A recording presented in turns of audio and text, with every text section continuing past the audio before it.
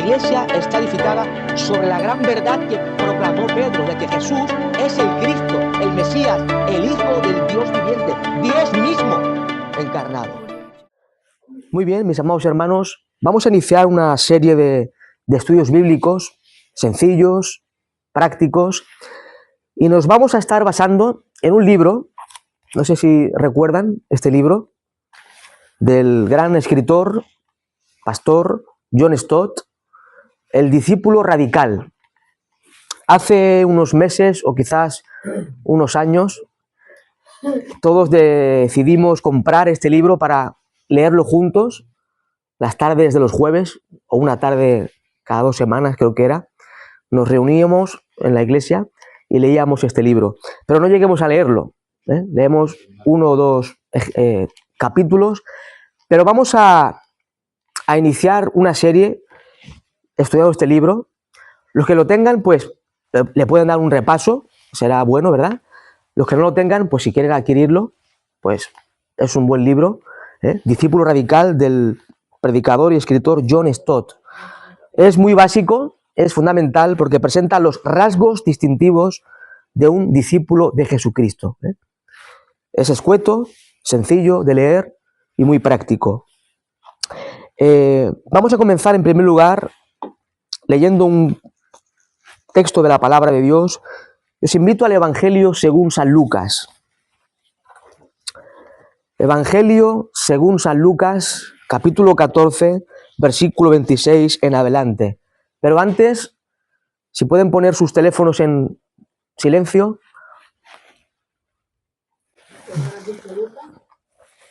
Lucas 14, 26. Evangelio según Lucas, capítulo 14, versículo 26 en adelante. Dice así la santa palabra del Señor. Son palabras del Señor Jesucristo. Si alguno viene a mí y no aborrece a su padre y madre y mujer e hijos y hermanos y hermanas, y aún también su propia vida, no puede ser mi discípulo. Y el que no lleva su cruz y viene en pos de mí, no puede ser mi discípulo.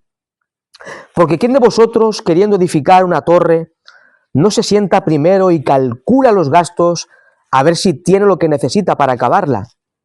No sea que después que haya puesto el cimiento y no pueda acabarla, todos los que lo vean comiencen a hacer burla de él, diciendo: este hombre comenzó a edificar y no pudo acabar. ¿O qué rey al marchar a la guerra contra otro rey no se sienta primero y considera si puede hacer frente con 10.000 al que viene contra él con 20.000? Y si no puede, cuando el otro está todavía lejos, le envía una embajada y le pide condiciones de paz. Así pues, cualquiera de vosotros que no renuncie a todo lo que posee, no puede ser mi discípulo. Tremenda las palabras de Jesús. Y esta porción que hemos leído se corresponde con el título del libro, Discípulo radical. Mis amados hermanos, el Evangelio es un mensaje radical. El Evangelio es un mensaje radical. Y el discipulado bíblico es un discipulado radical. No puede ser que los creyentes seamos discípulos a medias. Eso no existe. O somos discípulos de Jesús o no somos discípulos. Y en esta porción encontramos, unas palabras que parecen a primera vista contradecir otros textos de la Biblia, ¿no? Una simple lectura parece indicar, en el versículo 26, que Jesús está indicando, está enseñando o está instando a las gentes a odiar a la familia, a odiarse a sí mismo para seguirle a él. Pero en realidad no significa eso. Esa expresión, esa forma de hablar es un hebraísmo. Un hebraísmo es una forma de hablar propia de los judíos de aquella época. Lo que Jesús está enseñando de forma escueta es lo siguiente. El que no coloca a Cristo en el primer lugar, como lo más importante, como lo primero, no puede ser discípulo de Jesús.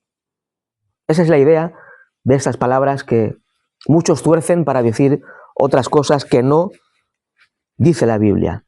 Entonces, para ser discípulo de Cristo hay que colocar a Cristo como lo más importante en nuestra vida, como lo más importante en nuestro orden de prioridades. Y aquí vemos que el Señor Jesucristo insta a la audiencia que escuchaba esta enseñanza que es importante antes considerar el costo del discipulado. Si no estamos dispuestos a seguir a Cristo como Él manda en su palabra, deberíamos meditarlo y no seguir a Cristo. Porque conlleva un costo. Conlleva tomar la cruz cada día, como dice otro evangelio, y seguir las pisadas del Maestro. Y no es nada fácil, ¿verdad? Es un camino difícil. Pero el Señor nos sostiene. No es por nuestras fuerzas, es por la gracia del Señor que nos guía, nos conduce en su gracia y amor. Ahora, la primera característica que queremos compartir esta mañana, que comparte el libro, es la de no conformidad. No conformidad. Es el primer tema de esta obra. Y esto ya lo vemos de alguna forma en los escritos del Antiguo Testamento. Yo os invito a leer en el libro del Levítico, capítulo 18, versículos 3 y 4. Libro de Levítico, capítulo 18, versículos 3 y 4. Notar lo que dice la Sagrada Escritura. Dice así: Dios dice a su pueblo lo siguiente: no haréis como hacen en la tierra de Egipto, en la cual morasteis, ni haréis como hacen en la tierra de Canaán, a la cual yo os conduzco, ni andaréis en sus estatutos. Recordemos, mis amados hermanos, que el pueblo de Israel, el pueblo hebreo, estuvo por más de 400 años esclavos en Egipto. Y la cultura egipcia era opuesta a todo lo que Dios manda en su ley. Se practicaban cosas terribles en Egipto. Eran politeístas, practicaban cosas abominables ante Dios. Y cuando Dios redime, liberta al pueblo de Israel de la esclavitud egipcia, el Señor quiere que sea un pueblo diferente, Israel, que sea un pueblo santo, que ande en los estatutos y en la ley del Señor. Y por tanto el Señor les advierte, les manda que no se conformen a la cultura, a la cosmovisión, al estilo de vida, a las prácticas de los egipcios. Pero también Dios les advierte que tampoco hagan como los de Canaán, porque ahora estaban en el desierto y pronto entrarían a conquistar la tierra de Canaán y estarían habitando en Canaán, donde habían otras culturas, los cananeos, que tenían prácticas que eran abominables delante de Dios. Y el Señor les advierte que tampoco practiquen lo que practican los cananeos, que son idólatras perversos. Pero notar lo que dice Ezequiel, libro del profeta Ezequiel, capítulo 11. Vamos a leer los versículos 9 en adelante. Libro del profeta Ezequiel, capítulo 11, versículo 7, mejor. Versículo 7 en adelante. Ezequiel 11, 7. Por tanto, así ha dicho Jehová el Señor: vuestros muertos que habéis puesto en medio de ella, ellos son la carne, y ella es la olla, mas yo os sacaré a vosotros de en medio de ella. Espada habéis temido, y espada traeré sobre vosotros, dice Jehová el Señor. Y os sacaré de en medio de ella, y os entregaré en manos de extraños, y haré juicio entre vosotros. A espada caeréis, en los límites de Israel os juzgaré, y sabréis que yo soy Jehová. La ciudad no será por olla, ni vosotros seréis en medio de ella la carne. En los límites de Israel os juzgaré. Versículo 12, notad el versículo 12. Y sabréis que yo soy Jehová, porque no habéis andado en mis estatutos, ni habéis obedecido mis decretos, sino según las costumbres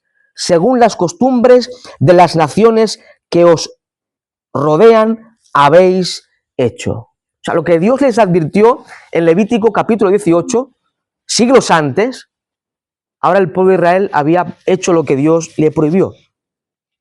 En el libro de Levítico estamos en el contexto del año 1400 y pico antes de Cristo. En el contexto del libro del profeta Ezequiel estamos en el siglo VI, 500 y pico antes de Cristo. Habían pasado casi que 1000 años. Y el Señor le advirtió a este pueblo que no se conformara, que no se amoldase a las costumbres, a las ideologías, y a las prácticas de las naciones vecinas. ¿Pero qué hizo Israel? Podemos decir de que hizo caso omiso a la palabra del Señor. Y en lugar de vivir conforme a la ley de Dios, siguió las costumbres y las prácticas de los cananeos. Y el Señor trajo juicio. Recordemos de que Dios es santo, de que Dios es justo y Dios castiga el pecado. Dios aborrece el pecado y lo castiga. Y Dios trajo juicio sobre su mismo pueblo, disciplinó a su pueblo por no guardar su palabra. Y mis amados hermanos, hoy en día, en el presente tiempo, la Iglesia tiene una doble responsabilidad ante el mundo. Por un lado, tenemos la responsabilidad de vivir, servir y testificar en el mundo. Por otro lado, debemos evitar que el mundo nos contamine. Tanto el escapismo como el conformismo están tajantemente prohibidos en la palabra de Dios. Mis amados hermanos, no podemos escapar del mundo. No somos del mundo, pero estamos en el mundo. Y tampoco podemos ocultarnos del mundo. El Señor no nos enseñó que nos fuésemos a vivir en la montaña, apartado de la sociedad, para vivir una vida cristiana. No. Somos sal de la tierra, somos luz del mundo. Y debemos vivir en el mundo dando testimonio de la verdad, dando testimonio del Evangelio de Cristo, predicando el Evangelio y viviendo conforme a lo que el Evangelio nos manda. No podemos reclutarnos. Eso es escapismo. Pero tampoco no podemos conformar a las ideologías, ética y práctica del mundo, porque el mundo va en contra de Dios. El mundo va en contra del Evangelio del Señor Jesucristo. Ahora, uno de los temas que recorre la Biblia es que Dios está en su soberanía y en su gracia. Dios está reuniendo y salvando a un pueblo para sí, un pueblo para su gloria, un pueblo para su servicio. Y Él nos llama a vivir en santidad. En Levítico 11:45 el Señor les dijo a su pueblo: sed santos porque yo soy santo. Y esto mismo lo cita el apóstol Pedro en su primera carta, capítulo 1, versículos 15 al 16. Sino como aquel que os llamó es santo, sed también vosotros santos en toda vuestra manera de vivir, porque escrito está, y cita Levítico 11, sed santos porque yo soy santo. Y como bien sabemos, no es un consejo, no es una opción, es un mandato del Dios a su iglesia, del Dios soberano a su iglesia. Debemos andar en santidad. Y esto implica alejarnos de lo mundano, alejarnos de las prácticas que van en contra del Evangelio y vivir para Dios. Una vida que glorifique y honre a nuestro Dios. También en Romanos capítulo 12, el apóstol Pablo en Romanos capítulo 12, versículo 2, nos dice lo siguiente. Romanos capítulo 12, versículo 2, nos dice así la Escritura: no os conforméis a este siglo, sino transformaos por medio de la renovación de vuestro entendimiento, para que comprobéis cuál sea la buena voluntad de Dios, agradable y perfecta. No os conforméis, dice Pablo, no os conforméis. Y este, mis amados hermanos, es un llamado radical. Es un llamado radical de Dios a sus hijos. Y como hemos dicho, el mensaje del Evangelio es radical. El llamado a ser discípulo es radical. Y el llamado que encontramos en Romanos capítulo 12 es una actitud firme de no conformidad a la cultura que nos rodea. Mis amados hermanos, podemos ver la cultura que nos rodea, ¿verdad? La sociedad. Una sociedad, como algunos dicen, post-cristiana, atea, relativista, moribunda, porque vive de espaldas a su creador.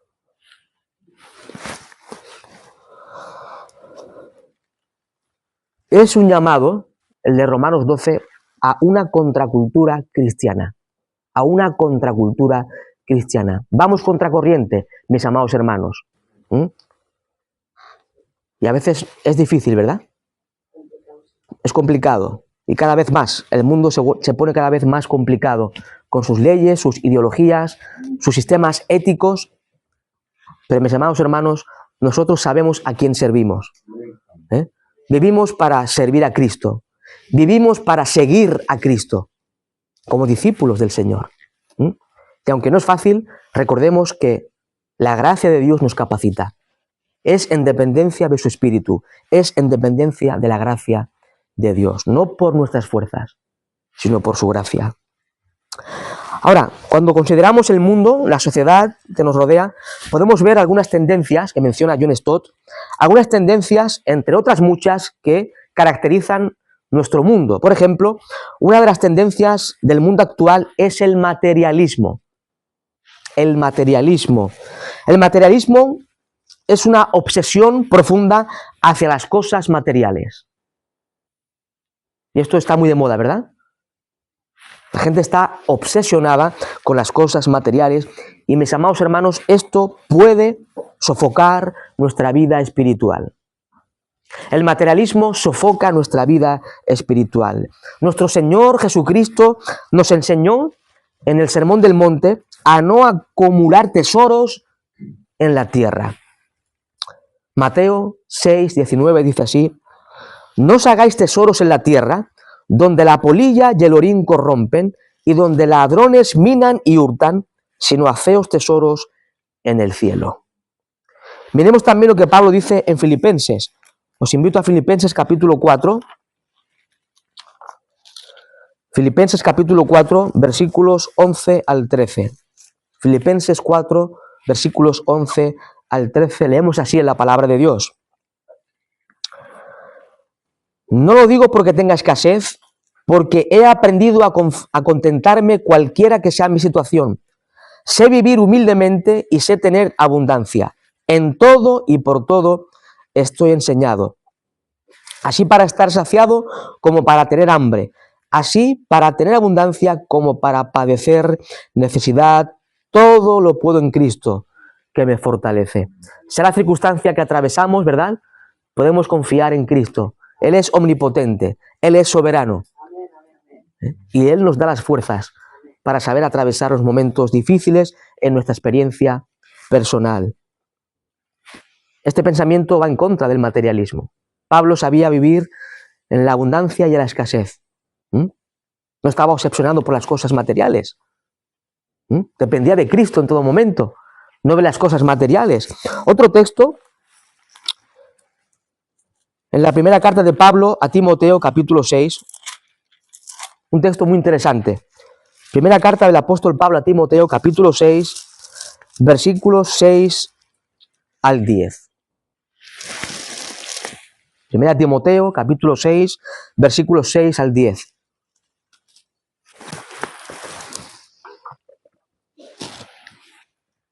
Leemos así en la palabra de Dios. Pero gran ganancia es la piedad acompañada de contentamiento. Mis amados hermanos, debemos estar contentos con lo que el Señor nos da. El Señor nos da más de lo que realmente necesitamos. Él es nuestro proveedor. Y siempre queremos más, ¿verdad? Pero eso creo que es atentar contra el Señor, contra su voluntad. Debemos depender de Él en todo momento, en todo tiempo, en toda circunstancia, sabiendo de que Él nos proveerá de lo que realmente necesitamos. No estemos afanados. Pero gran ganancia es la piedad acompañada de contentamiento. Notar el versículo 7. Porque nada hemos traído a este mundo y sin duda nada podremos sacar. Así que teniendo sustento y abrigo, estemos contentos con esto. ¡Wow! Tremendo, ¿no? Versículo 8. Así que teniendo sustento y abrigo, estemos contentos con esto. Mis amados hermanos, ¿tiene usted sustento y abrigo? Sí, ¿verdad? Por la misericordia del Señor. ¿Por qué estar amargado o afanado?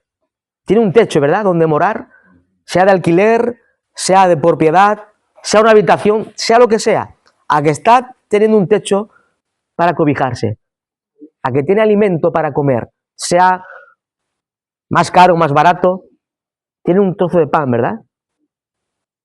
No es por tu esfuerzo, es por su gracia. Versículo 9, notar esto. Esto va en contra del materialismo de esta sociedad.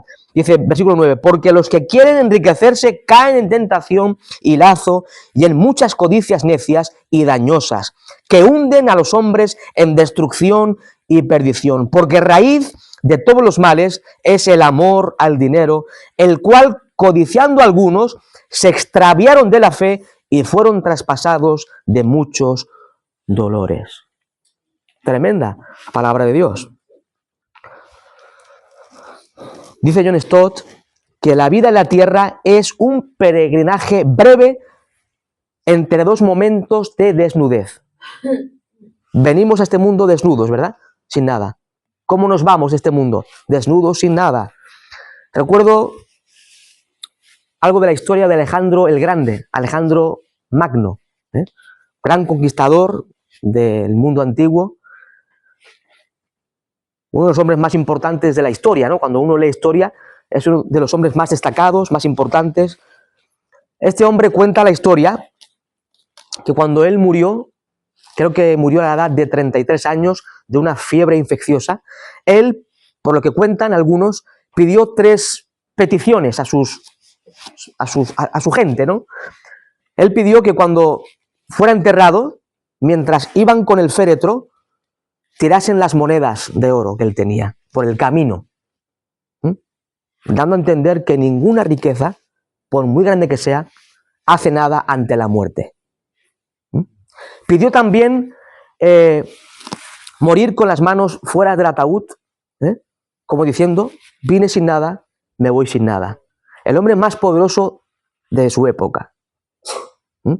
Y pidió que los mejores médicos de la época llevaran su ataúd con sus propias manos, a hombros, como diciendo, ni los mejores médicos de la época pudieron curarme esta enfermedad mortal. Entonces, ¿para qué tanto afanarse? Si hasta los reyes impíos entendieron que venimos desnudos y nos vamos sin nada. Y la vida es corta, es como un soplo. ¿Por qué tanto afán en el día de hoy? Esto es lo que caracteriza a esta sociedad perversa, caída, corrompida por el pecado. Pero no puede caracterizar a los hijos de Dios.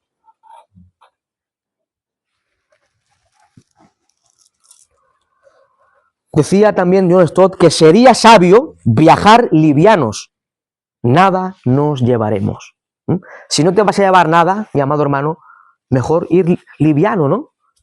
Ligero, sin tanto equipaje. Otra característica que es propia de esta sociedad es el relativismo ético. El relativismo ético. Y podemos ver cómo está la moral y la ética, ¿verdad?, en este mundo. Las pautas morales se están debilitando y la gente está muy confundida y ya no sabe si queda algún valor absoluto en pie. Todo es relativo en este mundo en el que vivimos. Antes, por ejemplo, para poner un ejemplo de lo que es el relativismo ético, antes casi que universalmente, al menos en los países con valores judeocristianos, se consideraba que el matrimonio es una unidad monógama, heterosexual, de amor, para toda la vida, y el único contexto para la intimidad sexual entre el matrimonio, ¿verdad? Pero ¿cómo está hoy el panorama?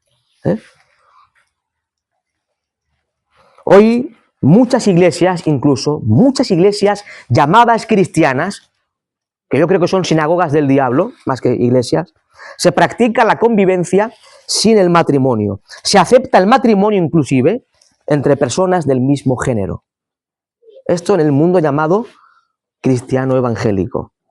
No son iglesias, son sinagogas del diablo. Mis amados hermanos, Cristo nos llama a resistir, a oponernos a estas tendencias y a obedecer su palabra. En el primer libro de la Biblia, aquellos que hemos comenzado a leer la Biblia desde el Génesis en este año, vemos de que en el primer libro de la Biblia, en Génesis capítulos 1 y 2, vemos el diseño original de Dios con respecto al matrimonio. Vemos el diseño divino. Es la unión de un hombre y una mujer. Es la unión de un hombre y una mujer. Hoy la sociedad ve más moderno y mejor, más ventajoso, el matrimonio homosexual que el que Dios diseñó, que el matrimonio que Dios diseñó en su palabra. Un discípulo radical no puede estar de acuerdo con estas cosas que van en contra del Evangelio de Cristo y van en contra del diseño de Dios establecido en su santa palabra. Mis amados hermanos, existen dos culturas, existen dos sistemas de valores, existen dos estilos de vida en esta sociedad. El modo del mundo que nos rodea y el modo de vida que Dios establece en la Biblia. Como discípulos, mis amados hermanos, debemos estar anclados y atentos a la palabra de Dios. Ella es lumbrera a nuestro camino. Ella es luz para vivir una vida que agrada y glorifica a Dios. Es una antorcha encendida a la cual hacemos bien en estar atentos, dice Pedro.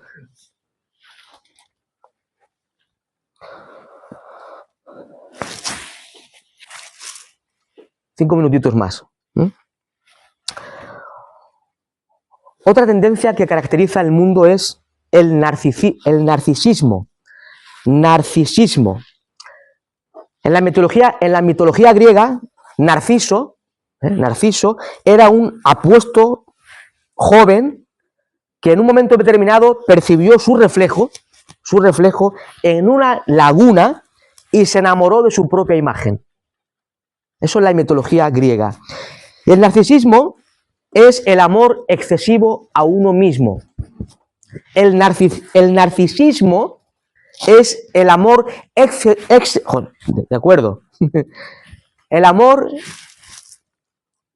excesivo hacia uno mismo. Algunos cristianos o supuestos cristianos enseñan que debemos amar a Dios, al prójimo y a nosotros mismos. ¿Jesús dijo eso? No. Amar a Dios sobre todas las cosas y al prójimo, como a uno mismo, al prójimo, pero no amarnos a nosotros mismos en ese sentido, ¿verdad? El amor a sí mismo es una de las señales de los últimos tiempos. Segunda de Timoteo 3:2 dice que en los últimos tiempos habrá hombres amadores de sí mismos. En los posteriores tiempos habrán hombres amadores de sí mismos, avaros, vanagloriosos. Eso es vanagloria. El narcisismo es vanagloria. Sacrificarse a sí mismo en servicio a uno mismo es absurdo, ¿no?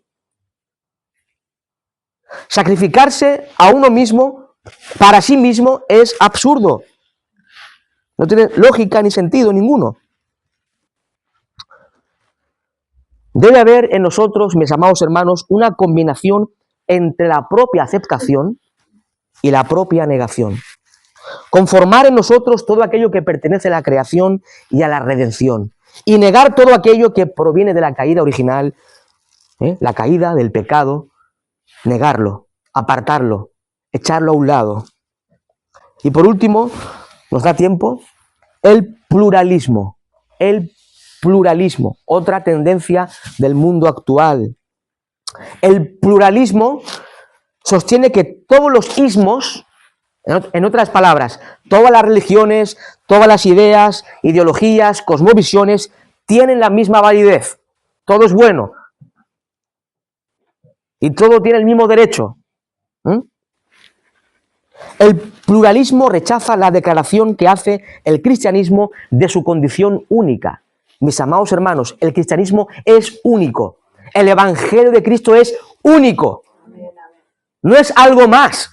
Es único, es la única verdad.